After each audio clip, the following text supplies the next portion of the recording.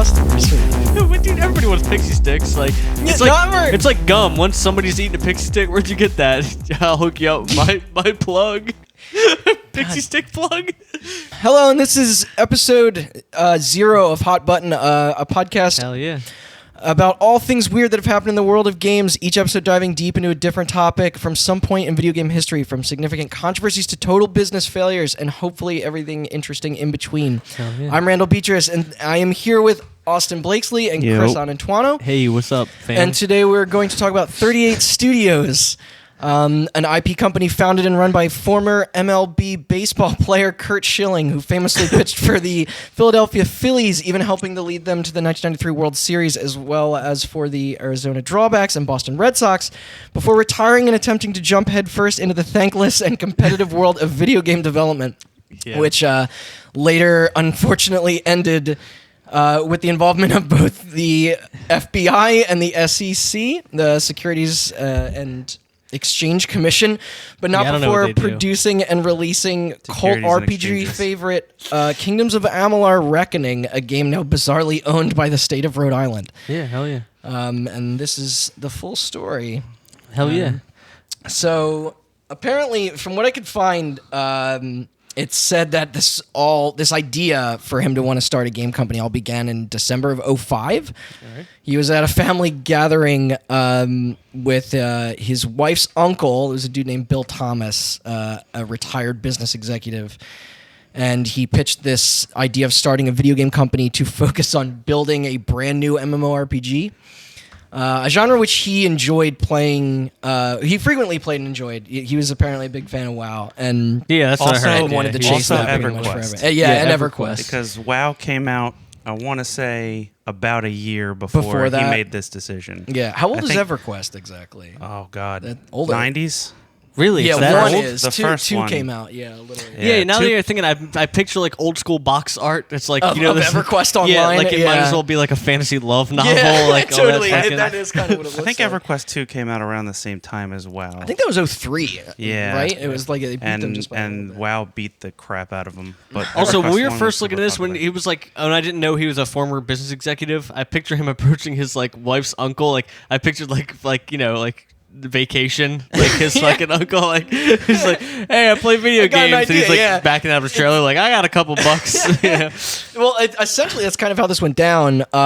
Fast forward to September of 2006, just a little under a year later, and an official press release comes out formally announcing the formation of a company called Green Monster Games, and this was a team consisting of Curt, 6 of his friends, Uncle Tom, and most importantly, author R.A. Salvador, who is best known for penning a bunch of fantasy novels like a Demon Wars saga and the Forgotten Realms stuff. And I've never read any of that. Even more interestingly was the comic book creator and artist Todd McFarlane, who at the time was a big get. Yeah, he must have been huge in that time. Yeah, this is long after Spawn and what he did. Didn't he do Batman and Spider-Man? Or Amazing Spider-Man. Sorry, and he did a bunch of music videos and shit too, which I think he won an award for the Korn one. He did a Korn music video? I think he did. I think it was like Freak on a Leash, maybe. But he was like, his artwork helped shape a lot of famous character designs that we still see for today. sure. Like you were talking about Spider-Man, like I'm pretty sure he was responsible for the first real appearance of Venom.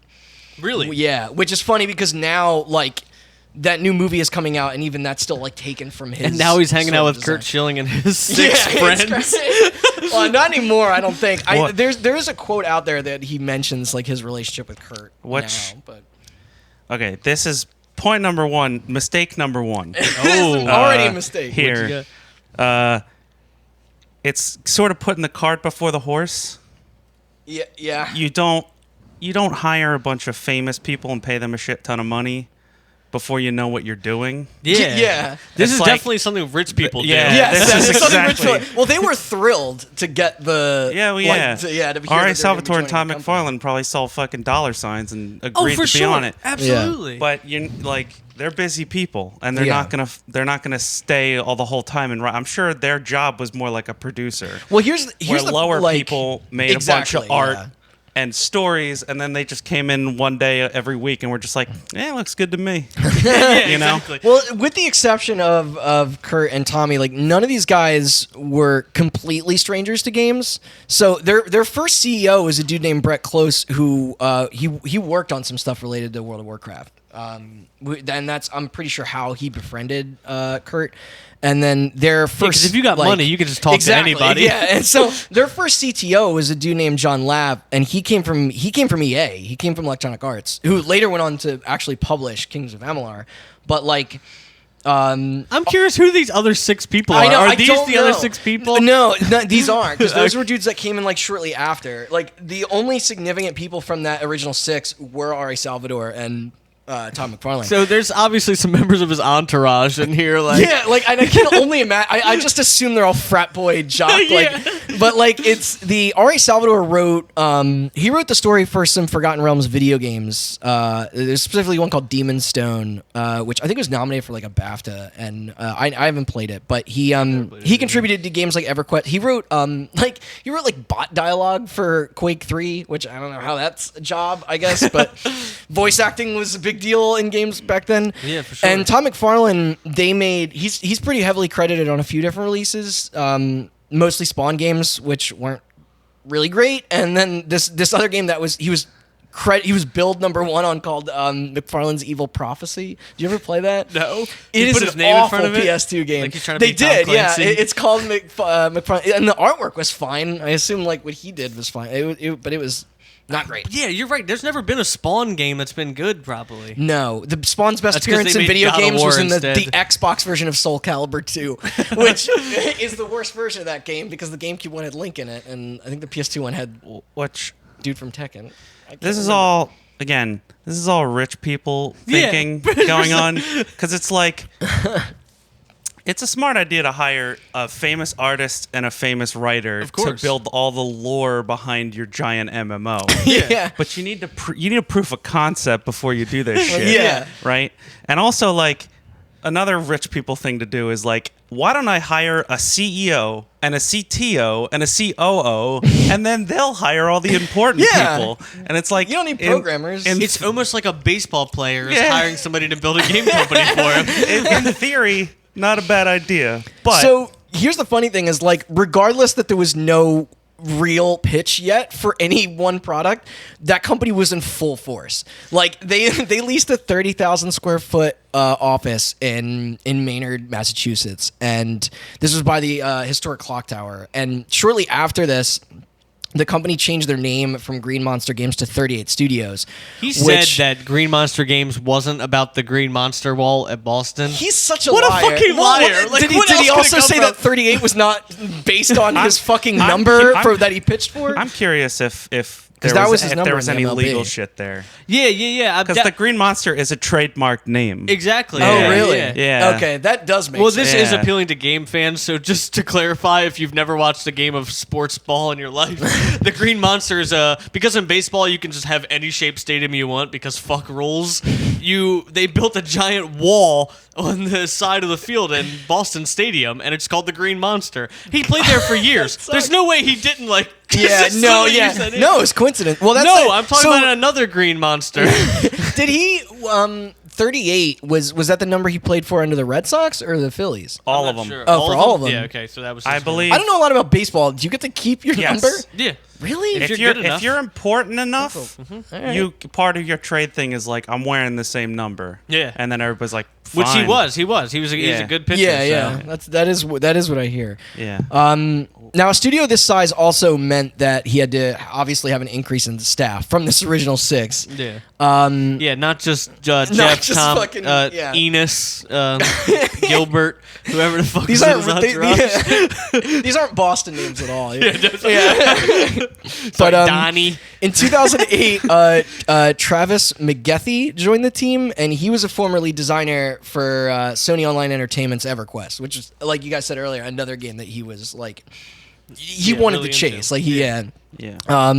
But they were super dedicated to this MMO goal at the time. That's all he Of course, wanted. who That- wouldn't be? You know what I Yeah. mean? That two things. Number one, Massachusetts, great place for games, and that'll come up later. Okay. Forming a studio. He formed a studio Harmonix is in there. Boston because he fucking lives in Boston. Yeah, He has exactly. a mansion in Boston. I assume that's where he's from. Like, I'm not sure if he's from Don't Boston, know. but no, he definitely. Well, I think I guess that's he where he played was for the playing at Phillies the and time. stuff Yeah. first. He was most famous for being on the Red Sox, I believe, and he has a mansion in Boston. So Yeah, he was of like, course. I don't want a long commute, so he formed a studio in Boston. There's a lot of good studios in Boston. Yeah. As we know. yes. I can't see where he's from, but he definitely he played in Arizona for high school. And he played for the Orioles like way back too. Yeah. So Oh, we have geez, a I nice didn't even little find that. hateful memory of him as well. So. But they Other thing, hiring Travis McGethy, yeah. another good move on his part, because when you hire people, theoretically, when you hire people for a game studio, if you hire the lead at somewhere like Sony Online Entertainment who made EverQuest, Yeah. he can theoretically, if he was a good boss, Yeah. he can theoretically bring a bunch of people with him. We bring people with him. Exactly. Yeah. Right, yeah. Oh, I know people that I worked with on EverQuest that I can bring So along with me. other Yeah. than the other thing of like, let me hire some random CEOs and CTOs first, like hiring a lead designer with some talent behind him, some Yeah. proof, will inevitably bring people with him. Yeah. Now I assume like he's like going around acting like being like I got this guy and I got this guy and I got this Well, guy. yeah, and that's the whole Yeah, point. yeah. Do you think it was him or do you think it was one of his entourage? Like he I don't shifted know, it to yeah. Donnie. Like, hey Donnie, call some Well, that's- CTOs. Well, that's what you mentioned. Hey, Those my six boss is people. trying to start Like, a game company. I We get down don't- here. I can't for the life of me. I don't know what any of those dudes did. Like as far as they know, they were Nothing. just like yes men that followed him around and like. Yeah, for sure. What's better than like 6 other dudes to stand behind you and just be like, yeah, let's fucking make a game company, yeah, guy. No, so that's a crazy thing. I found that information out later. Is that like that's how quickly this came to be? He told his friends of his over like fucking like Skype that he's like I'm gonna start a game company. Like that. Like there was no other real like research into that other than like he's like I like games. I can do this. I Yeah. have money. This is what it must be like to have Yeah, money. I know, right? Yeah. But this is where it gets really weird because a year later, 38 Studios acquired Big Huge Games. But how did he become 38? Did he just changed it? So they changed the name from Green Monster Games to 38 Studios. Obviously because he named it after the wall. when they opened, when they opened their first studio. That's what I'm saying. Yeah. You probably got a cease and desist Yeah, from I'm sure. fucking Fenway Park. They Big Huge Games. They've been around developing since like 2000. So like mostly strategy games, but they managed to find quite the audience in that niche. They made like the Rise of Nations stuff, and I think they worked on an Age of Empires 3 expansion. But actually, the only game that I'm familiar with that they made an XBLA version of Settlers of Catan. Yeah, Which okay, it was okay, actually yeah. pretty decent, and you can't download it anymore. And I don't know if that's like how long they own the license for or whatever. But Yeah, I'm not sure. Yeah, a little board game business for you. Yeah. Catan recently got bought. oh really? By who? I wonder if that got taken down. Asmodee Games. Who owned it originally? Was it just them? Like they were just some I people? forget. I think Carcassonne got bought Wayfair at some point too. That's another company. Something fair. Yeah. But these Rise of Nations games like scored pretty well on like Metacritic and stuff like that. But again, these were like legitimate dudes making legitimate games at the studio now. Like when they acquired like I assume they acquired this team because they needed actual programmers and engineers who like know what they're doing. But at this point their studio was like getting like significant get after significant get. So at this point they had a dude named Ken Ralston who he worked really heavily on the design of Morrowind and Oblivion. So it was Okay. like Who was this? Just another guy coming in? yeah, and this was another guy coming in when they like I don't know if he did work previously with Big Huge. He worked. He was hired by Big Huge to work on a then untitled RPG. Okay, and Because he was big talent. Now did Grant from Kirkhope Bethesda. come from there as well? Gotcha. No, Grant Kirkhope Came in later. he came in separate because he never worked with Bethesda. Yeah. Okay. But he was like These are people Big Huge The other picked up big to guy. make a game. Yeah. So I don't know if you know Grant Kirkhope, but like he's Could you imagine being this guy though? First of all, like you're just getting hired by some big huge games company, with no idea that they were hired by some company owned by some fucking idiot Yeah, who decided exactly. to make a game with Well, six it's of his like from friends. their perspective, that at the was, time when what's this, Ken Ralston, was that his name? Yeah, Ken Ralston. He was hired before Big Huge was acquired by 38. Okay. Okay. So he was hired when THQ was publishing this then wow. unnamed RPG. Yeah, well, that was the so THQ also plays a weirdly big role in this. So like, So Grant Kirkhope was the other dude who came in. He was going to be an audio director for them, and he composed a bunch of like some of the most memorable game scores. Like he worked with Nintendo for a long time, and he composed the Banjo-Kazooie games, Donkey Kong Country stuff. He did the later Donkey Kong Countries, I guess, the more recent ones. But he also composed GoldenEye and Perfect Dark. And Perfect Dark, great soundtrack. Those scores are fucking awesome. Yeah. But could you imagine Kings of Amalur with the Donkey Kong Country soundtrack? So this was a pretty dope team, and this because I'm pretty sure Grant Kirkhope is not only a composer, but he's like also like a sound engineer. Yeah. Yes. So like so here's the weird thing. Like Big Huge Games at the time, you mentioned THQ, like they were on the verge of closure by them already. THQ was? No, well THQ was facing their own economic troubles, but they owned and that's a whole separate thing. You talk about the U-Draw tag. They owned Big Huge They Games. owned Big Huge, who was making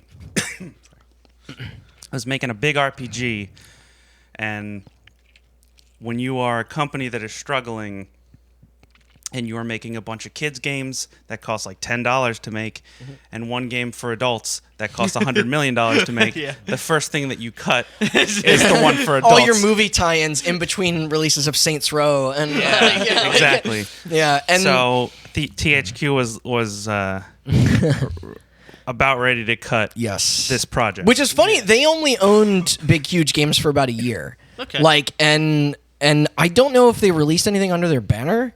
I don't think they did. But at this point, like, they said that Big Huge Games would be shut down unless an outside buyer would, like, be interested in them in 60 days. Really? That's how, And here's the funny thing is, like, less than a month later, 38 Studios, like, came into the rescue.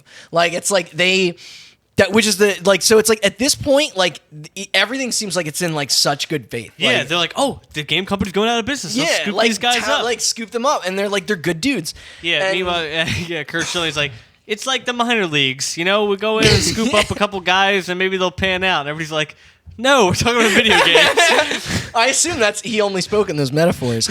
So when they acquired them, they kept 70 of the 120 people or so that was working under them, which is, like, kind of uncommon. If you like buy out a studio, like they tried their best to keep everybody that they could. That's pretty cool. And I'm 100% sure though that they probably did this just because they didn't have the staff yet. They were like, we need to keep as many of these people as possible because we need a staff. Yeah. Like at this point, it's just a bunch of rich fucking idiots and exactly. and Donnie from down the street. This point, you know what I mean? Smart move again because they're just spending money. But they could have acquired Big Huge and turned what would later become Kingdoms of Amalur Reckoning into their MMO. Yeah. But instead, they just decided to let them put out their game as like a prequel. Yeah. But like theoretically, it's a good move to snap up an entire company because then you don't have to hire a staff. You don't have to have the know-how with a staff. You don't have to have the know-how to find a lead programmer That's and a true. lead art director and all that shit. You're just like you're working on my game now. Get to it. You know? They also replaced their old CEO, that Brett Close guy, with a chick named Jen McLean, and she was the former SVP of business development at the time. A Big Huge? No, of 38. Oh, she was. Oh, so they got rid of Big Huge as CEO. I don't know. No, okay. No, they got rid of their own CEO. They got rid of their own CEO, but I don't know where the CEO of Big Huge went. Yeah, he probably talked some shit on Boston or something. They were like, "Get the fuck out of here." Baked beans and Dunkin' Donuts, not that great. And then all the relationships are all set. Get the fuck out. So here's what gets really interesting, and this is the weird. So this is now in July of 2010. So they've had like a couple years to try and figure out what the hell they're. Yeah, what were they really doing for years? Twiddling their thumbs and like building assets, I guess. I assume like MMO development is like such a long. Like they're just building outlines and talking to investors, but like. At this point, some guy comes up like, "Hey, I built a monster," and then Curt Schilling's entourage guy, Donnie's like, "Why doesn't he have a baseball bat? I thought this was." He's like, "No, get out of here." So the Rhode Island Economics Development Corporation is a mouthful. They were a board of like 13 members, and all these dudes were like super high. Again, like we're talking, you mentioned like rich people drama. This is like, it's amazing. Like one of the dudes on this board was the chairman and former CEO of Hasbro Toys. And then they had the vice chairman of Gilbane Real Estate, which is like one of the biggest like real estate at the time in the country. If you've never heard of it, there's something sketchy. There's something sketchy like about it? there's all sorts of oil companies and all sorts of weird holdings let me that ask you've you never this. heard of. Have and you have all the power. have you heard of Vibeco? No. Okay. I have. They're apparently one of the country's main manufacturers of industrial vibrators, and they are also on the board. What's Earned an the industrial spot. vibrator? I don't know. That's what it, right? Is that like a commercial vibrator? So that was from the New York. Yeah, you can only buy Times this from expose. like an industrial Yeah. warehouse. Like he's on for the regular people. It's only for business use. You need a license for it. business vibrator. Now they approved a 70. Actually, I hear like, now Elon Musk is building a giant vibrator to dig a hole in the ground. Maybe he's interested Isn't in that this like the company. thing from Austin Powers? It's like the big drill dick thing.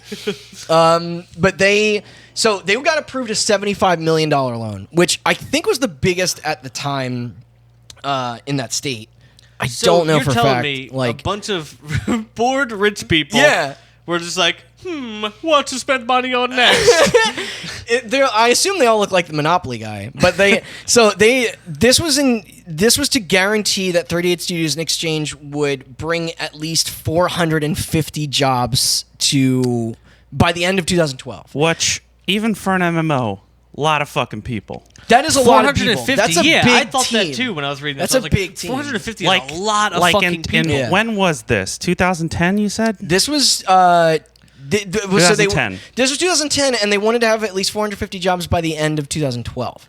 So what company We're has talking- 450 employees even nowadays? That's I mean, a game company. Like, There are For games, I'm sure bigger companies. Ubisoft. yeah. There are I'm pro- sure there are it was probably like- thousands of Yeah, employees. there are probably like Not 2,500 startups though. Like that's There are probably Well, this 2,500 kind of, people yeah, that have this their kind of hands. leads into the fact that they wanted to be something fucking Oh yeah. huge. So that's the you funny know what thing. I mean? Like, and I'll get to that because this dude Yeah. was talking so much shit. It's like amazing.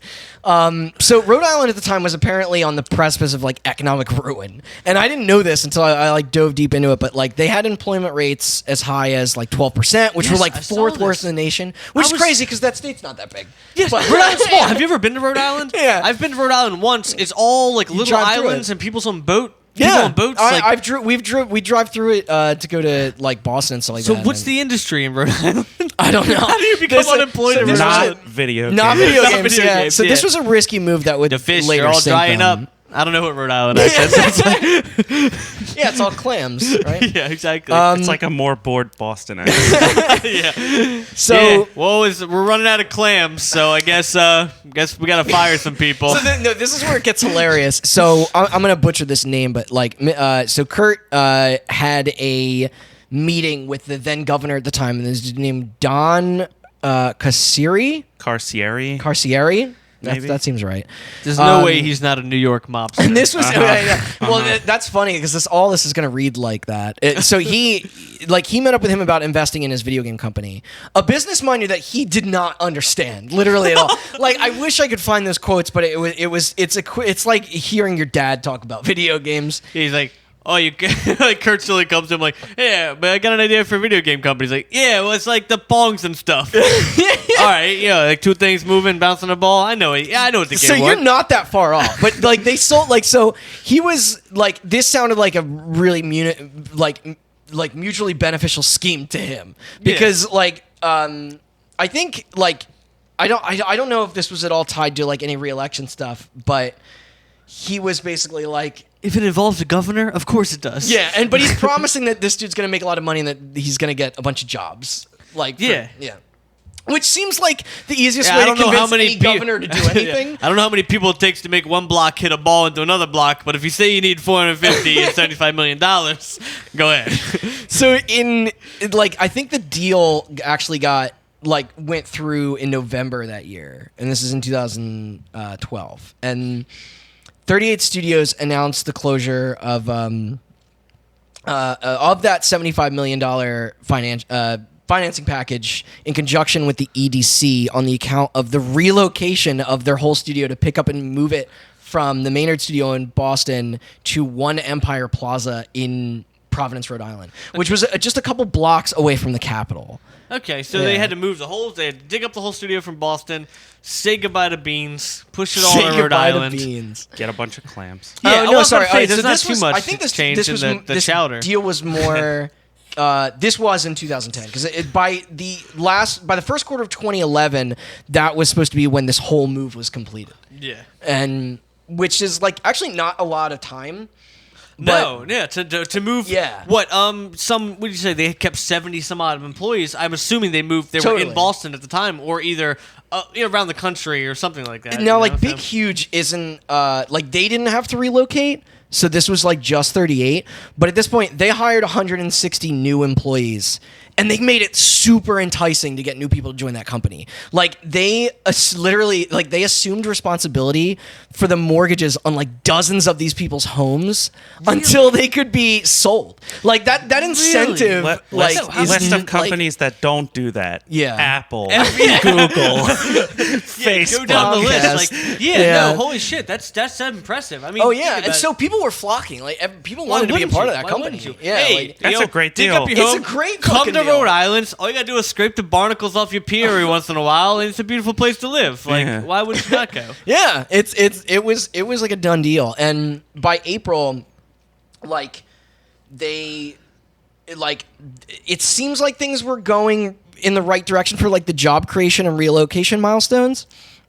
All while like convinced that a bunch of other like local politicians that he was going to build this fucking empire, like this Microsoft like tech behemoth of a company.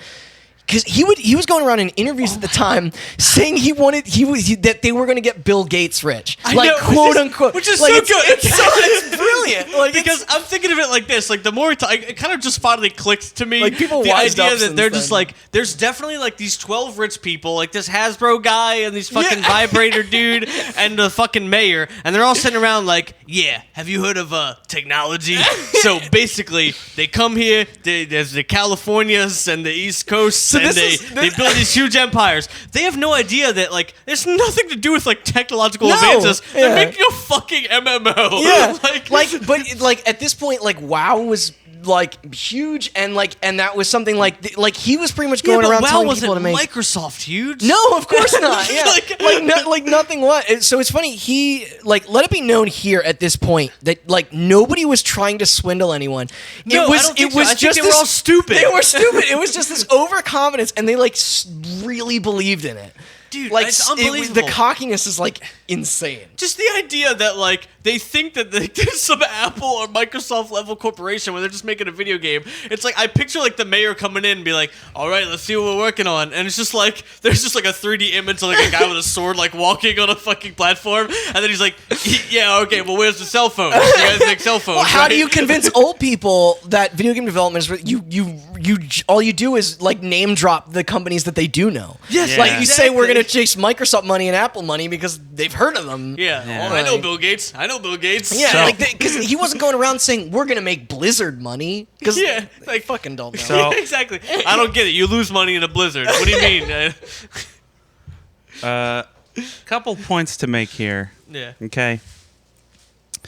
Number one, $75 million loan to a bunch of rich people sounds great. Yeah, it sounds like That's it's not chump change. That much money when you're in the vibrator / real estate business. But to people who don't know anything about video games, $75 million loan, not enough to make an MMO. An MMO. Yeah. Especially Even at that time. when you consider the fact that most studios that built MMOs Yeah. had an office and were not paying the mortgages for their employees. Yeah. All right, so we're going to play a little game. All I right. have a list here of the most expensive MMOs ever developed. Holy shit. And we're going to go around the table. Everybody give me their best guess for the most expensive MMO ever Most developed. expensive. I don't know many MMOs. I don't There were a lot. waste my time. Sorry. Is Destiny technically count as an MMO? Destiny is up there. It's got to be up It's there. not number one. No. Okay. So I was gonna guess Final Fantasy 14 just because they relaunched that whole thing. True, Yeah. absolutely. And I don't know like how much that cost. And that took forever. Still not up there. Still not really? number one. Okay, so It let's can't- wait. let's go we through this. We were talking about Guild Wars 2. Pure earlier. development, though, right? Not Yeah, like we're talking pure development. Obviously, WoW has a Destiny- lot of server costs. And shit Destiny like is that. one of the most expensive games ever developed. Yeah, period. With an yeah. estimated budget of about $500 million. Jesus But Christ. That was a lot of That marketing. includes marketing. Yeah. Okay. So to give you some insight, Which, just so you know, Destiny 2 is 80% marketing, 20% Yes. gameplay. which Destiny 1 not far behind. The estimated development budget of Destiny is $140 million. Okay. Yeah. So $360 million of In- that game's $500 million marketing. budget was That's marketing. more than 75. That's absurd. yeah. So that is They made an event to out of give that. you to give you a little example. Destiny's number 3 on this list. Destiny's number 3. So who's above that? So we're talking and Final 500 million Final plus. Fantasy 14 is number 4 with a development cost of $65 million for the first round and another $65 million for A Realm Reborn. So a total of $130 Did they ever million. make a Leisure Suit Larry MMO? No. Okay. I imagine that would be up there. Okay. So it's a tie for the most expensive MMO ever developed. Wait, who's number 2 first? Well, Start from the no, bottom. Okay, I got you, technically, with the gotcha. tie, Destiny is number 2 Okay. at $140 million. Number 1 Does that make is a World of two-way Warcraft? tie for $200 million between the Old Republic Oh, shit. I completely forgot yeah. about and that. Elder Scrolls Online. Yeah. Wow, really? Yeah. The Old There's Republic. so much in ESO. The I Old guess, Republic yeah. is reported I knew about the Old Republic. though. reported at $200 million. Elder Scrolls is estimated at $200 million. So Okay. technically, they don't have to disclose all that. yeah, technically, Which means they spent more. The Old, Probably. the Old Republic is yeah. the highest reported MMO Yeah. budget of all When time. they showed Old Republic at E3 and stuff, that Do game you had remember the production trailer value. of the two, like, it's like Yeah. the Sith Lords and the people, like, Too bad they the jump game and they're is not clashing. that at all. No, it's nothing like that. yeah, Yeah, exactly. yeah. It's All total right. garbage. some other examples. We have This is all above a $75 million budget. Yeah, we're talking. some of them. Firefall, which you probably haven't heard of. No, I have, I but have, it but I haven't failed played it. pretty bad. $100 million. That's coming from me. I played Star Wars Galaxies and The Matrix Online. Tabula Rasa. I've heard of that. What does that sound $100 familiar? million. It was Nobody knows about that. It was, $100 designed, million. it was designed by Richard Garriott, the Okay. guy that designed Ultima Online. It was like his Okay. big branch into like 3D MMOs. Where's and it Warframe failed. on here? Are they somewhere? Warframe is not technically an MMO. Oh. I don't think. okay. There was a canceled, never released Halo MMO with an estimated budget of about $90 million. That was Wow. developed by Ensemble Studios, Yeah, owned by I didn't know Microsoft. they got that far. So Microsoft couldn't even make an MMO for $75 million. the even company though they're that he Yeah, the claiming company that even he though was they're like- Bill Gates rich. We have Defiance, that sci-fi show MMO they made. yeah. That was $80 million. We have Rift, which was estimated at $70 million.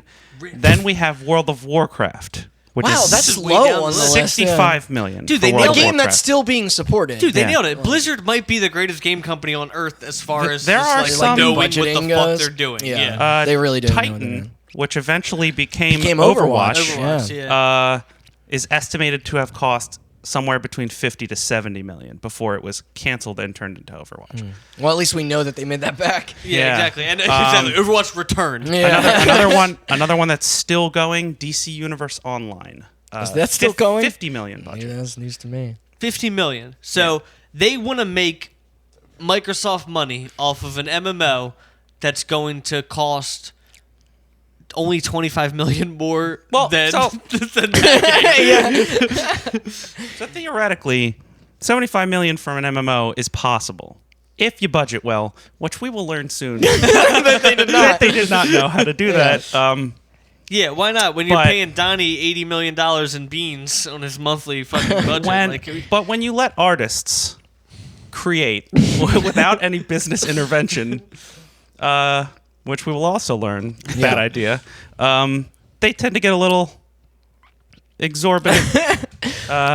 that's kind of what happened with Elder Scrolls and Star Wars. They're just like, we have we're making a Skyrim MMO. Do whatever the fuck you want. Spend as much money as possible because we're going to be rolling in it. Yeah, exactly. And then the same thing happened. They're like, we have the Star Wars license. Do whatever the fuck you want. And then it cost $250 million. Which apparently they both Wait a second. Don't do anything you want. They both made their money back, apparently. Old Republic went free to play. Yeah, and But it apparently rolls in about $100 million a year. Yeah, there's Really? microtransactions, and I think it actually, my buddy actually started playing it later in its life cycle, and he said it was pretty good. Like, apparently, They've like, done a lot. some They've done a lot. They've done a that's lot the thing to about both. MMOs. Like, you can turn them around. They've done a lot to both of those games. Okay. They were not Elder good Scrolls launches, but there are people that play them. like Elder Scrolls, similar to Final Fantasy, had like relaunches, not as dramatic, but like when they ported those over to Xbox One and PS4, they apparently did that as shit. Point number 2, Rhode Island, not a great place to develop games. What is that? This is not an uncommon practice. There are a lot of cities that offer arts grants. You'll see a lot of movies that take place in New York City, quote unquote, are actually filmed in places like Toronto and Vancouver. There are a lot of video game studios in Montreal. Yes. There are a lot of video game studios in Texas. There are obviously a lot of video game studios in California. A lot of states and provinces, in Canadian terms, have arts grants. yeah. So they will help fund studios with the intention of those studios getting big, and then eventually people come in and form smaller studios, poach talent from the big studios. Like in the example of Montreal, Ubisoft moved to Montreal. Ubisoft obviously got real big. Yeah. Then you had people like WB and Eidos, later Square Enix, moved to Montreal. They poached a lot of talent. Now you have a bunch of indie studios setting up in Montreal because it's not. It's a great way for a city to increase the population, increase the money that's coming into the studio. Now, is that what they were trying to do? Was to make Rhode Island a Yes, tech? but Yeah, and why wouldn't you think that when you got fucking some baseball player and saying we're gonna have the new Microsoft here in fucking Rhode Island? here's the funny thing what I is, mean? like, from what I researched, like, I don't even know if he played other games. Like, it sounded like he was just a big fan of MMOs.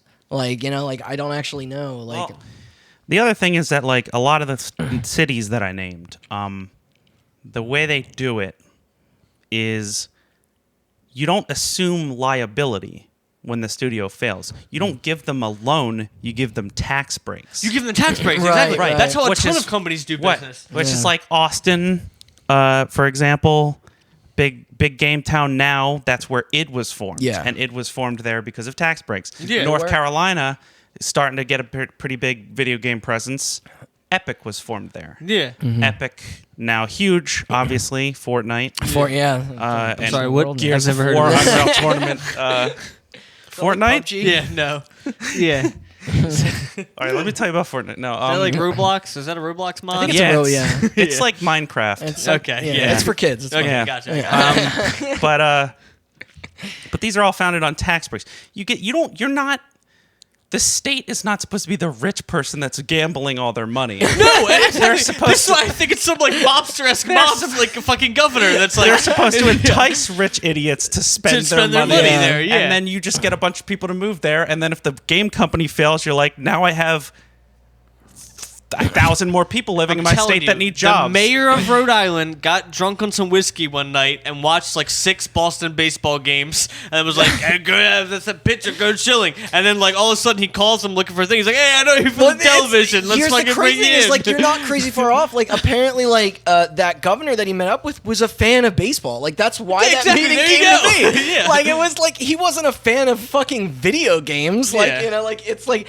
So here's the crazy thing. So during this time, they were trying to build this MMO, right? Okay. That was not. The name was not revealed as like what it was. Yeah. But development actually split into 2 games. And the first was the game. Hey, if you can't make one game for $75 million, first thing you should Make make two. do. So you mentioned that Kingdoms of Amalur game being like kind of like a prequel. It sort of was. So like Kingdoms of Amalur, once like development went full force on that, like they it was all like that game was always meant to have the scope of a single player hack and slash like action RPG. That's interesting because it has such an MMO feel. Yeah, well, that's the thing. Like by this point, it did, but that wasn't the initial idea. Like what happened was, so this other game, and so Kings of Amalur was published by EA. But what's funny is that the game that was initially pitched to them was a game called Copernicus. To EA. Yes, Okay. and that was the MMO, and that was so this game was supposed to have that budget of 75 to 100 mil. Yeah. And this was to exist in the same universe as Kingdoms of Amalur. This was aligning much more with his original mission to to chase EverQuest and World of Warcraft. So Copernicus never actually saw the light of day, obviously, despite the fact that that was the game being pitched to EA first. And EA was like, whoa, it's like, we didn't, you're a startup, we don't want to publish this huge thing. They came back with Kingdoms of Amalur. One thing EA knows how to do is to not spend money and make a lot of it. So they're interested it's right very away. true. So, the game, was in full production at the, Providence studio when the company would later declare bankruptcy.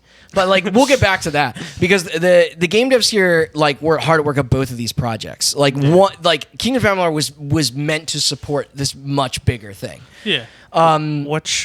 Kingdoms of Amalur, to be fair, the reason Kingdoms of Amalur came out was because Kingdoms of Amalur was what I was saying that the other game should have been, which is when Big Huge was bought by 38.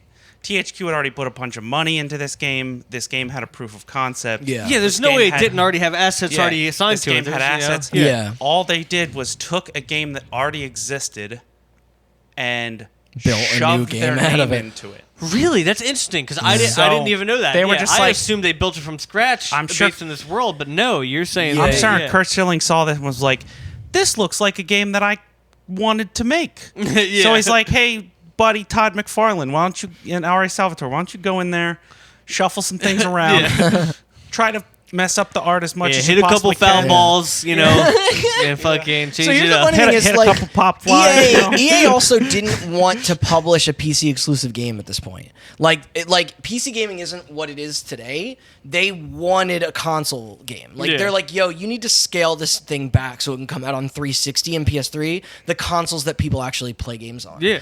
Well, because consoles are a huge thing for general population. Exactly. Way more accessible than computers. Another interesting point here is that when was this meeting with EA? Do you know? It would have had to have been after 2012, right? It would, yeah. EA had an MMO because the Old Republic came out in 2011. Wow, is that game that old? Yeah. Yeah, so maybe maybe they didn't want to support And Q they also rather than spent $1 billion to acquire that game was, BioWare Yeah. in order to make the Old Republic. Yeah. So maybe they were kind of like, I'm not interested in doing that shit again. That probably played a huge role. I'm sure Yeah. it did. I don't think correct me if I'm wrong, but I don't think the Old Republic came out swinging. No. So they were probably pretty spooked at that point. Which- surprised. They definitely And that's Star Wars. made their let money alone back. a whole new property. They definitely made their money back, but that was took a time, very though. slow burn. I think a lot of MMOs game- kind of are. Yeah, that game cost a lot of money up front, and it took a long time. So here's the crazy thing: they were developing both of these games, and they never got checkups by investors. According to this New York insane, Times expose, not a single report was ever filed to look to how much money was being spent. Despite they were going through several $1 million a month, and they never had any advisors come in and check the financial health of the company. Week, so you gotta. Okay, so to insert here, Yeah. bad idea bullet point. Again, artists, love them. Creative people, great people. Not They need to be reined in a little bit. And to play, You're telling me to play Peter the, Molyneux was to play the part of the business guy. We hear a lot of stories about game studios that just all of a sudden shut down, and everybody on the internet freaks out. But it's like the reason that EA, like Chris said, is so good at spending so little money and making so much money is because they're fucking ruthless. Yeah. So in video game development, they have what's called milestones. Okay. Like Destiny. No, not like Destiny. Except you're rewarded for your time and effort. Yeah, exactly. So we'll say like this game starts and they're like, we're going to come back next month and we need this much concept art done and this much of a story outline done. Right. Yeah. And then like... Which makes sense. It's fair business practice. Yeah. It's a way to control a creative endeavor, but still manage to push it towards... And then you'll come back and you'll be like, cool, now I need a little bit of a prototype. And then I need more story. And then they'll come back and be like, cool, that's done. And then if they ever come back and they're like, well, we said we were going to get you a prototype, but it's not exactly ready yet. EA or big corporate overlord unnamed X will come in and say, well, why the fuck isn't it done? Yeah. And then they're like, I don't want to spend money on people that are just sitting around twiddling their Meanwhile, thumbs. here at 38 Studios, Curt Schilling's like, hey, we're like Google. I put a picture machine in the office. Anybody want to fucking hang out and get some balls out here? Yeah. Like, you know. I assume he shows up to work every day wearing like the his full baseball picture uniform? outfit. Yeah. Just like... So like, you know, and you have a lot of examples out there of indie studios where it's one guy in his bedroom making a game, Which is why it takes and 12 years to come they out. always turned out great. But yeah, it takes like a decade for one person to make a game. Yeah. Because you're in the middle of making a game and you're like, oh, I should have done it this way. Then you go back and rewrite all the code, and then you're Gotta like, port it to Switch. yeah, like it takes so much money and time that you have to have that idiot in the suit cracking the whip sometimes. Yeah. And especially in the case of an MMO, because Oh, yeah. I would say MMOs are almost all- most in the case of an MMO. yeah, precisely. MMOs are all about content. So you could sit there and make an MMO with nobody checking up on you, and it could never come out. Yeah. Because the whole point of an MMO is to just make content, so Over and over. that people playing it never run out of shit to It's a do. platform. Yeah, exactly. But eventually you have to just release it and deal with the people whining, being like, I played your game for 120 hours straight and I'm done. Yeah, what do I do Is this now? bullshit? Yeah. Yeah. Like, so Get a job, you hippie. All right, so you need to rein those people in. yeah, no, totally. So let's talk a little bit about Kingdoms of Amalur: Reckoning, otherwise known as the EA requested scaled down version of Copernicus. Yeah. Since, as Austin said, funding online RPGs can be notoriously hard. I actually, other than the demo, I actually did not play this game, so I don't know. I know it's been a few years, but what your memory? You were mentioning this game felt like a single player MMO. Yeah. Shit, when did this come out again? You said 2012? 2012. I believe it did come out in 2012. Which, I was about to be like, I was a kid. No, I was a well-functioning drunk adult by then.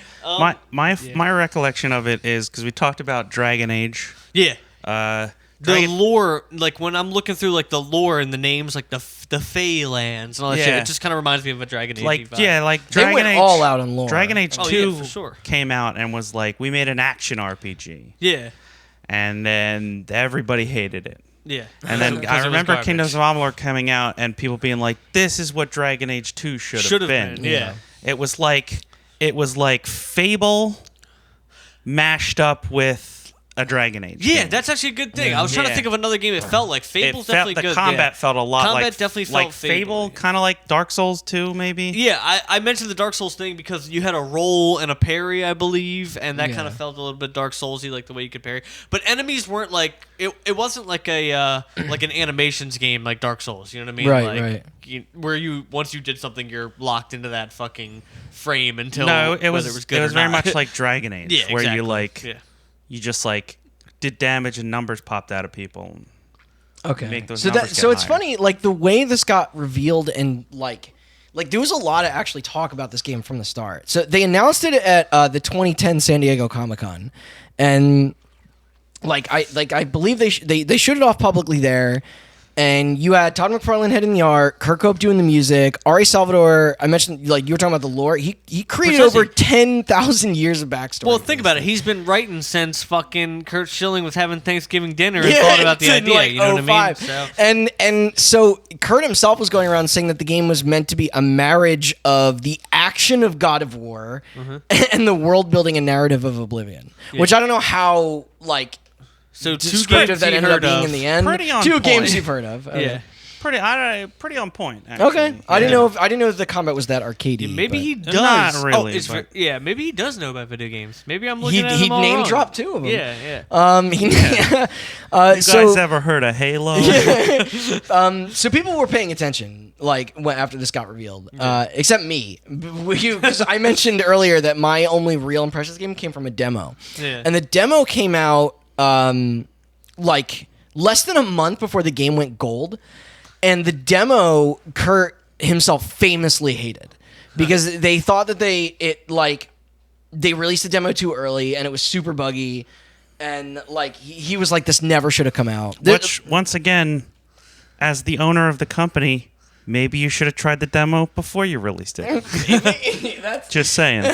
So you know. Sometimes he's got to hit one out there into the outfield and just trust that'll be a home run. Yeah. And they're like, that's not how games work. No, you have a bunch of these engineers just, like, looking down and just like, yeah, sure. They like a lot of game development, like there was a few weeks of, like, some serious crunching that went down to, like, basically fix it and everything. So the game officially released on February 7th of 2012, and it came out on 360, PS3, and then Origin on the Windows. Like, I think it was exclusive to the Origin store on Windows. That was after. I played it on 360. So did I. Did Origin came out with Battlefield 3? I think. Yes. Right? That was like maybe that was the first game that you exclusively needed to play. That was after the whole "we're not doing Steam anymore" thing. Which Battlefield 3 on PC was a nightmare with the you play. It was by a browser. Interesting. Yeah, it was called Battlelog, and it was it was like a Facebook. Well, Battlelog is what they renamed the really? Xbox app or whatever app they run through all the games. Like, at the time, people thought that was going to be cool, and it looked like Facebook. It was like a Battlefield Facebook, and you could, like, people's statuses rather than like them. This is so painful. It's so bad. It's amazing. How are you feeling? Engineer, kills tank. But they made an event out of the launch of this thing. Back when that was, like, a thing. Games when they launch now, like, they're more meant to be platforms. They don't launch, like, events anymore. Yeah. The last time I could think of a game that came out that was like a launch event was, like, maybe GTA 5. But, like, you think in the era where, like, games like Halo 3 and stuff like that, like, the world would stop and, like, kids would fucking fake being sick, like, from school to play games. Oh, I borderline dropped out of school. Yeah. It was like they made a big deal. But they had this whole, like, streaming event, right? And it was like, I think it was, like, hosted by Day9, and Felicia Day was doing interviews with, like, the crew and stuff like that. And other than the online pass thing, which was, like, total bullshit, but that's EA's thing. That wasn't, like, 38 Studios thing. They wait, EA? Like, you're telling me EA put their fingers in something? Yeah, no. It was weird. Which it took maybe a year or two for them to, like, get rid of that stuff completely. But out of the gate, this game started reviewing really well. Like, IGN gave the game a 9. It got 8s from Game Informer. Like, Giant Bomb gave it a 4 out of 5. And there was a couple perfect scores. There was some middling ones, but overall, it was, like, a really promising debut. Like, people were paying attention to the studio now. And definitely not bad for a game that was meant to... the whole purpose of this game was to fund the real one. Yeah, like, it's like... honestly, I would tend to agree with that. Like, I don't remember, like, a whole lot. I know I played it for several hours, but I don't have a sour memory about it. I remember enjoying it. We talked I remember people liking the customization. I liked that game a whole lot. The customization was awesome. The combat was fun. I like the idea that, like we were talking earlier, like, you had the fate system. You could respec your character. Like, if you were like, fuck, I didn't want to be a rogue, you could, like, totally, like, pay to respec all your skills, and now you're a mage, or now you're, like, fighter bound. So here's the bummer, though. So within the first month, it was projected by the MPD that the game sold about 330,000 copies, physical copies. All right, so in do the some US. math. Is that 75 million? Are they breaking even? It is not. Curt later tweeted, I think this was like maybe within the first 90 days that it sold 1.2 million. Okay. Which isn't awful. I think like lifetime sales, they said it was around 1.5 million. But obviously that was not the number Just that short of the 75. governor was looking for. Yeah. Which they had a new governor at this point. It was a dude named Lincoln Chaffee, and he called the game a total failure. Yeah, like he came in. Is to it this because new he one. looked at it as an objective financial Well, investment? I'm sure he instead came in. Of, he came in to being governor. And he's like, "What the fuck is this that Like, was in place?" Okay, Like, so to put this into perspective, I Yeah. got some numbers here. okay. So for a new IP, 1.5 million lifetime is not that bad. No, yeah. Let's go. By the way, hold on. The one thing I will say is that the game apparently needed to sell 3 million to break Okay, even. that's important. Okay. Yeah. Top. Okay, so these are some older games, but we're looking at the top new IP sales figures. Okay. I'm curious. So let's go through. Saints Row 1 sold 2 million copies. That's pretty well, yeah, because that came out within the launch year of the 360. Yeah. Which is a big deal. I think Dead Rising was around the same. Some other big name games: Devil May Cry 2.1 million, BioShock That's good. 2.2 million, BioShock. Animal Crossing 2.3 million, God of is War that the GameCube 2.3 one? million. Yeah, Or these are N64? the first entry of every Okay. series. Yeah. Perfect Dark 2.5 million, Yep. Ratchet and Did the Clank gold 2.5 mine. million, Tony Hawk's Pro Skater 2.5 million, Fucking A. Resident Evil 2.75 million, Fable 3 million, Nice. Sonic the Hedgehog 4 million, Star Fox 4 million. These are the So first. Yeah. so this game is kind of hanging. Yeah, there. Gears of War 4.7 million, Halo 5 million, Yeah. Assassin's Creed 5 million. I'm That's naming up, a bunch that's of up there, but yeah. I know. I'm naming the biggest franchises in gaming Yeah, that are yeah. now worth over $1 billion. This and game they're older, could have been there. Like, but Yeah. it's like Chris was saying. This is not.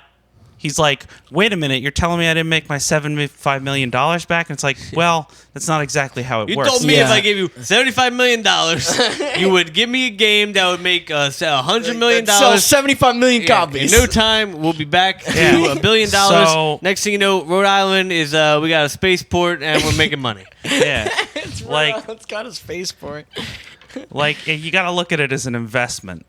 So they Yeah. now had people interested in this lore, and if that MMO had ever come out, that could have been Yeah. something. Well, here's Yeah. the thing. This it's game almost was like getting. they created a creative property Well, here's the thing. instead of a $1 billion You're right. tech This company. game was getting supported by DLC still. Like, despite the sales coming out or whatever, like they published quite like a bit of downloadable content for this thing, and meanwhile, like development was still a go on Copernicus. Yeah. So like they the like game that they were originally supposed to make. A game the that they were whole supposed to make reason in the this story beginning. started to begin with. Yeah.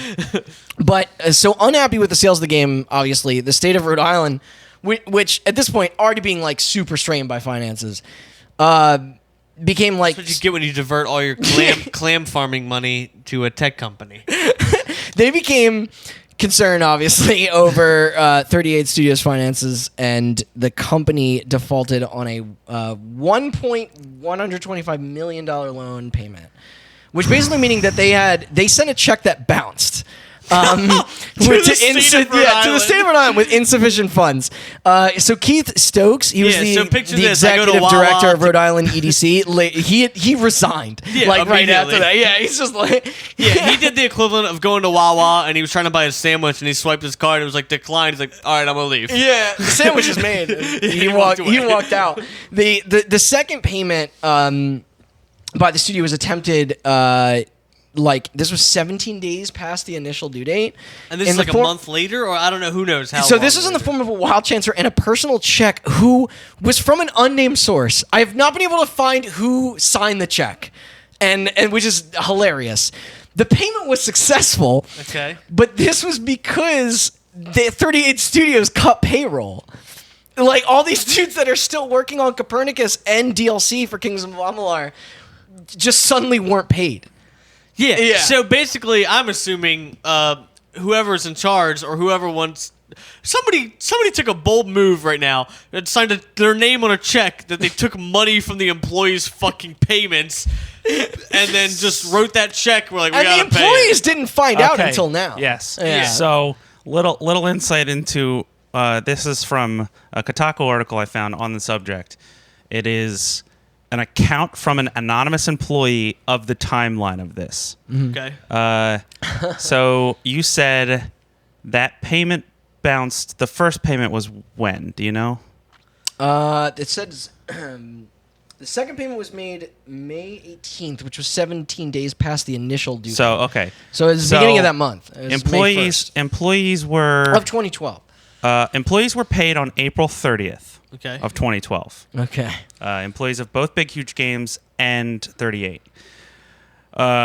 So as paychecks go every 2 weeks, May 15th came around, nobody got paid.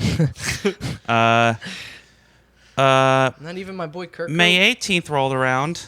That payment was made to the state of Rhode Island, and the check cleared. And it cleared. Mysteriously. Yeah. On the 20th, some people were hearing some things about medical insurance not exactly working.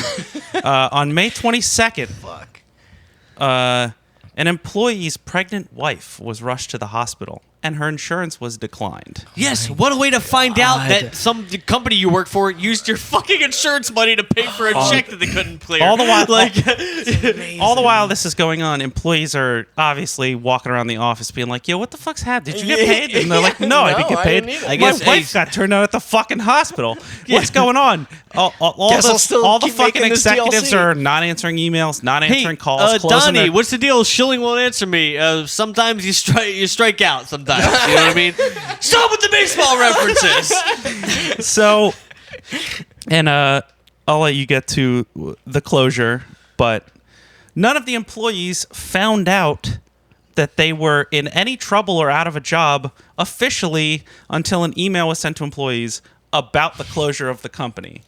And they were laid off effective that fucking day. So wait, That's amazing. Yeah, so the company just closed after they couldn't make this payment. Then they made a payment, and then the next thing they know is They made a payment. Yeah. The employees kept working, and they kept making them work. Yeah. And telling them that their paychecks were going to come, and then they just closed the whole company and didn't give them a paycheck, cut off their insurance, gave them no notice to find new jobs. And they never paid them for the month of May. for the month of May, And a bunch of these employees relocated. for Yeah. that Also, job. one of them had a fucking child and required that to be kept Also- alive. Well, imagine if you find out that the mortgage on your house wasn't getting paid. Bold Yeah. statement: Yeah. Curt Schilling killed a baby. I'm sure there were a lot of people who had a bunch of mortgage troubles too because of the company. Yes, was Yeah. covering mortgage troubles. mortgages. A baby did not get its proper medical care Yeah. because a fucking I'm sure baseball they player delivered the wanted to make baby an and then, MMO. like- You know what I mean? Like, are you kidding me? Listen, he liked World of Warcraft. It was- Yeah, I wish I liked World of Warcraft enough to That kill much? a baby. I'm sorry. What about to make a bunch of people homeless? Yeah, exactly. So the WPRI News reported that both the CEO and the senior vice president of production development had jumped ship and left the company. Duh, because when you got a bunch of money and you don't have a new baby to raise, But you here's, can just fucking here's the crazy split. thing: they bounced in March. So like, It's months before Yeah, all it was this months happened. before. So like, employees didn't know that the CEO fucking left. Like, Yeah. yeah. Well, I mean, picture Also- that. Yeah. And I this, mind you, this is all a month after Kingdom of Amalur came out. I want to point out Like- here too that when we were talking about MMO budgets earlier, WoW was in development for a very long time, Yeah. as was games like Destiny and the Old Republic, and so that $200 million that the Old Republic cost was spent over a course of probably like 6 years. I don't know how long it was in development. Not even 5? Like, That $75 million loan by the state of Rhode Island was signed in July of 2010, and the Yeah. studio 2 years, shut down dude. Fucking 2 in May of years. 2012. So it was Not they even spent 2 years. $75 million and probably more. They probably had other money spent in the company, well, not as just we're going that to loan. find out, Curt Schilling ended up using a lot of his own money Yeah. as well. Yeah. So, So they that's- probably that spent actually gets $100 really million interesting. in less than 2 fucking years. Yeah. Yeah, well, nobody was checking up on this company. Yeah. They were just They were like, just blasting spending their money. I mean, what does everybody's desk need a baseball signed by Curt Schilling? No, and I'm sure they all had it. That's a good retirement. It's all That's held a up good with retirement bats. plan. though. So like Yeah. in Hey, so why is my desk got bats for legs? Oh, we spent $75 million on the pitching machine earlier that we put in the studio. Sorry. I imagine that's what the coffee maker looks like. So officially on May 24th of 2012, 38 studios officially declared bankruptcy, ceasing all operations, laying off his entire staff, like Austin said, through that email. now.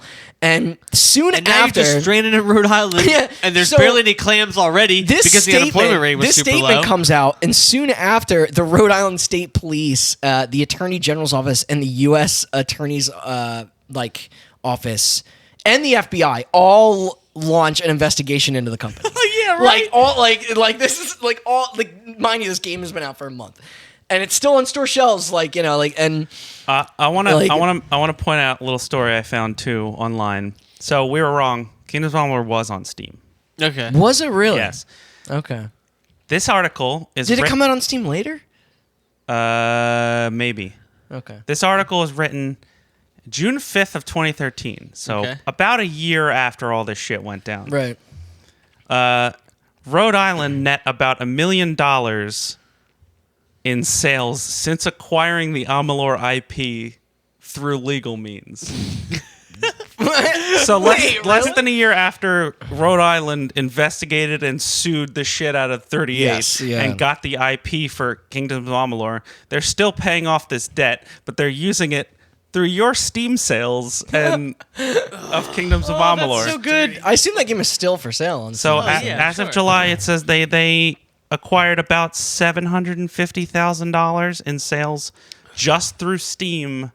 Yeah. Of I mean, Kingdoms the of word of Amalur. mouth was that this game was good. Like, it was. Honestly, I would tell you it was ju- good. If Yeah, you so asked me it was to like defend, I at would this say it's a good moment game. though, the developer they were 153 million in debt. Yeah, and also I just want to point out this. They say that the FBI was investigating, and that sounds pretty intense. Yeah. But trust me, it was literally one guy who fucked Like, up a got case. sent over and it's there. like, your job, somebody there's $75 million is getting fucked around with. Just take a look. You know what I mean? So Like, who got stuck with that job? yeah, exactly. Because the rest of everybody else But regardless- everybody else is investigating aliens. Yeah, of course. Yeah. Duh.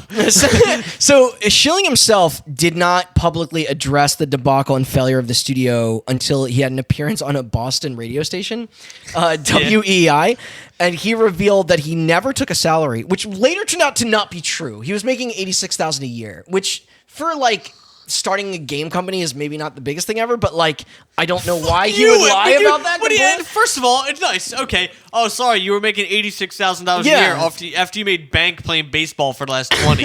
And I don't know what he did at as a position. I'll tell you and- what he did. He walked among the computers of the programmers and made fucking, hey, you making this game? Oh, hey, let's make sure I can play it. That's the whole reason he made it in the first place, was the fact that he wanted to play a fucking MMO that he created. Yeah, You know? and it was definitely an ego thing. So he lost his entire personal fortune of about $50 million, which came from his retirement in the MLB. And he went on this radio station saying that he was tapped out. He put everything in his name into the company. This is his words. And he said he was not asking for sympathy. He said this was my choice. And then shortly after, he sold a bunch of his his personal belongings that were apparently held a lot of weird value in the baseball community, including this trademark bloody sock. He sold his bloody He sock. sold his bloody sock, which I don't. There were some investigations around the sock that I thought that were funny, but I don't know much about the sock itself. Well, the idea is that he was pitching a game. I think it was in the World Series. I believe I think it it was. was, yeah. And he had a fucked up tendon. So basically, the team doctor rudimentarily sewed his tendon back in. It'll work, just do it. Apparently, he tested the procedure on a cadaver because it was some epically barbaric that sounds procedure. kind of. I mean, it sounds ballsy. Yeah, it does. It was some shit that they would do on a battlefield in fucking Game of Thrones.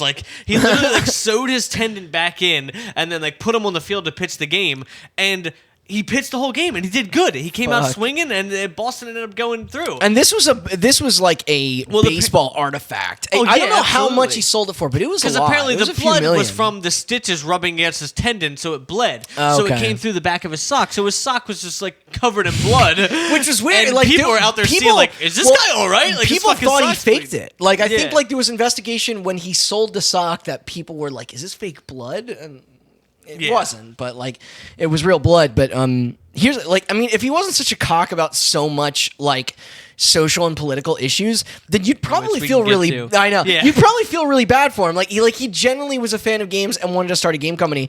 It's just he was kind of an asshole. Like this dude was going around constantly spouting against gay marriage and stuff like that. Like, you know, like, and which would kind of goes against like EA's even like ideologies. But he at this point all these lawsuits were in like full force. Yeah. Everybody was trying to get their money back. Yeah, everybody wanted the money, and it makes perfect sense. Like at this point, the EDC, which they were now called the Rhode Island's Commerce Corporation at this point, they engaged with a law firm, which I love the name of this law firm. Oh, you mean they restructured? I wonder why. Is it because they gave $75 million to a fucking baseball player? Get it. This law firm is named Wistow, Sheehan, and Lovely. Wow. That's amazing. Like I don't know. I think that name is incredible. Hey, we all got different names. Let's make a law firm. It'll sound great. They came in to file suit against Schilling, Stokes, and a bunch of the financial backers and advisors of 38 Studios. Yeah. Didn't Rhode Island sue, what is it, not Wachovia, or some big bank? I think it was Wells Fargo. Wells Fargo. Yeah, I knew it was a W. Yeah. Came in and sued them because Wells Fargo was also just like, whatever, you're rich. Do we want? Nobody investigated. Also, by the way, everybody's Italian apparently. In the state of Rhode Island. So this is in November of 2012. So this is the same year. This game hasn't even been out for a full year. At this point, I think the DLC has stopped, but that DLC went on for like longer than you think it would be. But so this was like 2 years of investigating. In May of 2014. Or I guess it's like a year and a half. The WPRI reports that the studio execs knew that the money that they accepted from the state would have never been enough to finish Copernicus to help pay back the loan. Yeah, which of fucking course not. obviously, which anybody with a sane fucking mind could tell you. Yeah, from the beginning. Yeah, there's no way you're making 2 games on $75 million to begin with. Yeah, $75 million is barely enough to start the studio. Yeah. Without making it. Yeah, and Kingdoms of Amalur was like had production value. Like that game, that was not a small game by any means, despite the fact that it was a scaled down version of an MMO. Yeah. Like a month later, this is in June of 2014, the state's economic development agency settled for $4.4 million, and then there was another settlement a couple months later, or no, this is a little over a year later in August of 2015 for $12.5 million. Wells Fargo and Barclays Capital another year later settled for $25.5 million. And then Curt himself, along with the former CEO, Jen McLean, and a couple others that were, I guess, like higher ups of that company, settled for around $2.5 million, and that's in their personal damages. That's where that bloody stock money went. Yeah, and and then finally Hilltop Securities Inc. This ended last February. This is February of 2017. Settled for $16 million. And at this point, the total is around $61 million in damages. Despite the fact that the state police could not come up with enough sufficient evidence to properly file like real criminal charges against 38, because none of it was done in bad faith, they were just dumb. Yeah, they weren't criminals, they were just idiots. Yeah, and they still ended up losing $14 million in the whole fucking endeavor. To period, regardless of what they made back, and that's taxpayer money. Yeah, like during this time, the SEC got word that the WPRI reported and charged both the Rhode Island Commerce Corporation and Wells Fargo with securities fraud. Yeah, no shit. Yeah, absolutely deserved. Specifically noting that the two companies were completely fucking aware that the $75 million loan, like you guys have been saying, was not enough to make 2 games, let alone one MMO. It would take one guy and one computer to figure out that wasn't enough to make that game 20 fucking minutes. Yet nobody knew for 5 years. And this is people who don't know jack dick about games. Yeah, exactly. People with no idea about a game. But they failed to notify any bond investors of the risk, which is like where which is where all this stuff came in. So because this led to all fast talking, smooth fucking rich guys hey, we're gonna make Microsoft money. Are you ready? Yeah, Bill Gates rich. Yeah. So this led to a civil penalty by settlement, along with a couple other additional fines to really close things out amongst all the finger pointing. Because at this point, this was like, if you were to talk to any of these higher ups, they were just constantly like, like nobody really knew what they were doing. Yeah. So this is kind of be our closer here. But where does this leave our massive Kingdoms of Amalur universe?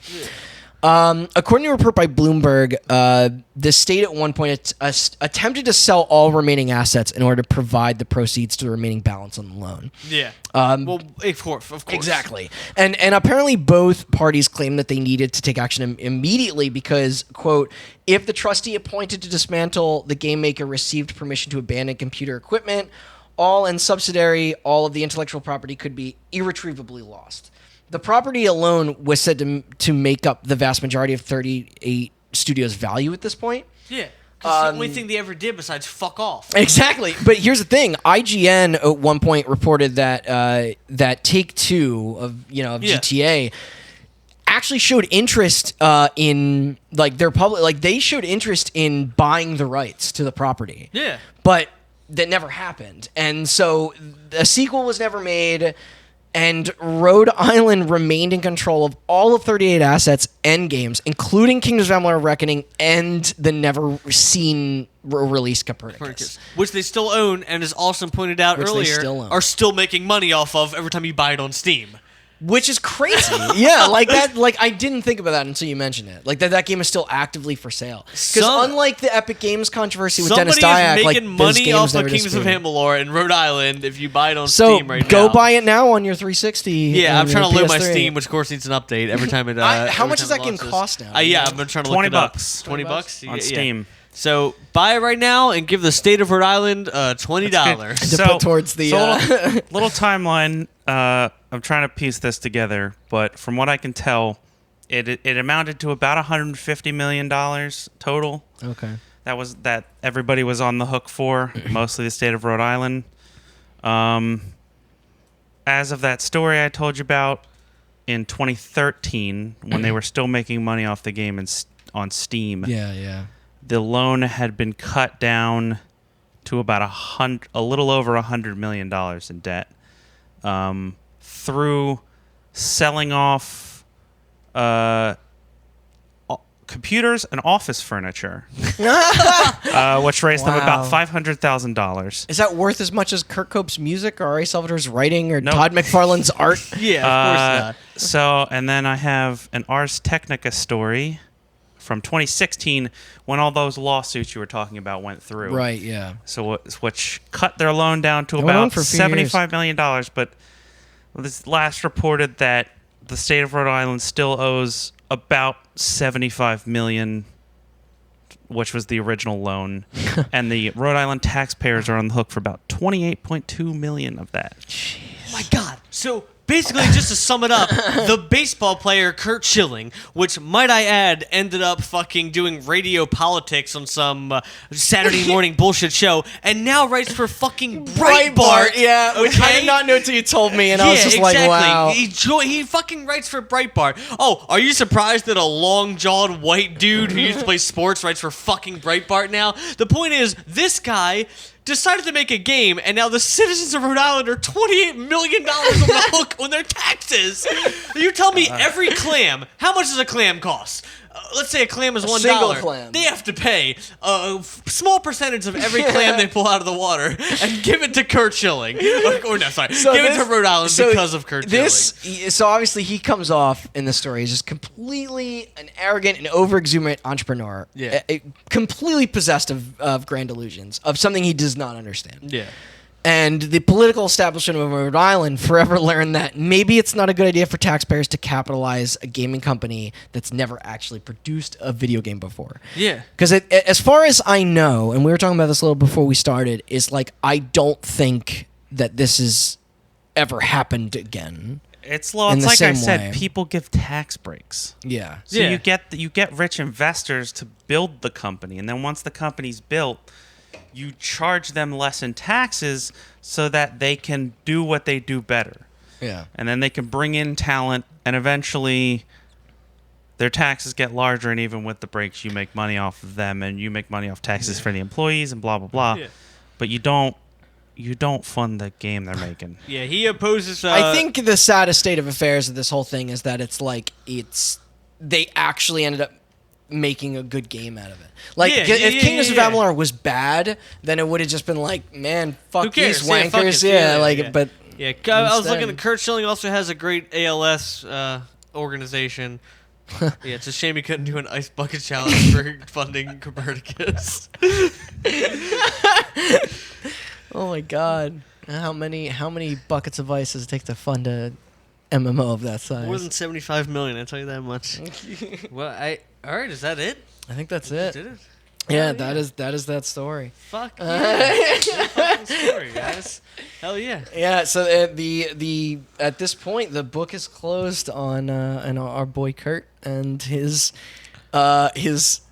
weird company. And the state of Rhode Island is still less than 50% or more than 50% of the way. Or no, Getting it back. Less than 50% of the So way. everybody to paying go off their buy mistake. your copies of Kingdoms of Amalur now and help pay back the loan. And then at that point, maybe they'll look into funding some more video games.